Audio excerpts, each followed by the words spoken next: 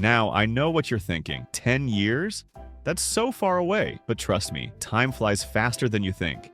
And if you don't have a plan, you might wake up one day wondering where all your money went. So grab a notebook, a cup of coffee, and let's get started. Here's the thing. Most people don't plan their finances. They just wing it. And you know what happens? They end up stressed, broke, and wondering why they can't seem to get ahead. But not you, because by the end of this video, you're going to have a clear, step-by-step plan to take control of your money and set yourself up for success over the next decade. Sound good? Let's dive in. Step 1. Set your goal. First things first, what do you want your life to look like in 10 years? Do you want to be debt-free? Own a home? Retire early? Travel the world? Your goals are the foundation of your financial plan. So take a moment to dream big. Write down 3 to 5 major financial goals you want to achieve in the next 10 years.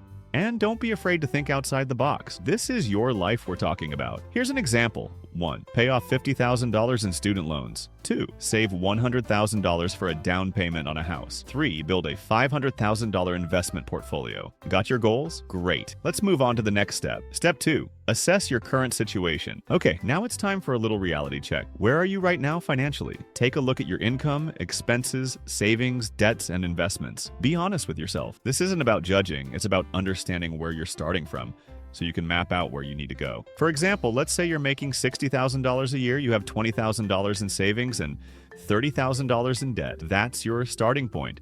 Write it all down. This is your financial baseline. Step 3, create a budget that works. Now, here's where the magic happens. You need a budget, but not just any budget.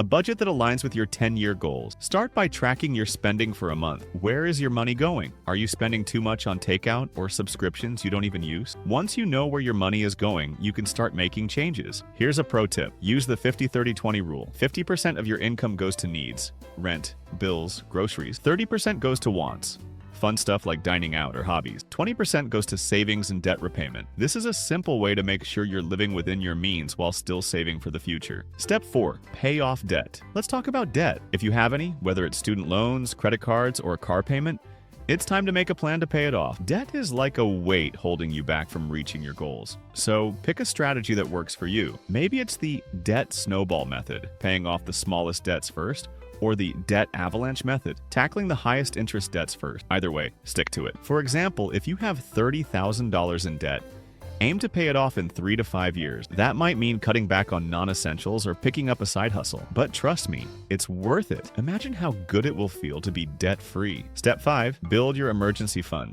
Life happens. Your car breaks down, you lose your job, or you have an unexpected medical bill. That's why you need an emergency fund. Aim to save 3 to 6 months worth of living expenses. Start small if you have to. Even $1,000 can make a huge difference in a pinch. Think of your emergency fund as your financial safety net. It's not the most exciting part of your plan, but it's one of the most important. Step 6. Invest for the future. Now, let's talk about growing your money. Investing is how you build wealth over time. If you're new to investing, start with index funds or ETFs. They're low cost, diversified, and perfect for beginners. The key is to start early and be consistent. Even if you can only invest $100 a month, that's $12,000 over 10 years, plus any returns you earn. Here's the power of compound interest. If you invest $500 a month with an average return of 7%, in 10 years you'll have over $80,000. That's the magic of starting early and staying consistent. Step 7. Review and adjust. Finally, remember that your financial plan isn't set in stone. Life changes, and so should your plan. Review your progress at least once a year. Are you on track to meet your goals? Do you need to adjust your budget or savings rate? Be flexible, but stay focused. Think of it like a road trip. You have your destination, but sometimes you need to take a detour or stop for gas. That's okay. The important thing is to keep moving forward. And that's it. By following these steps, you'll have a solid financial plan for the next 10 years. Remember, it's not about being perfect. It's about making progress.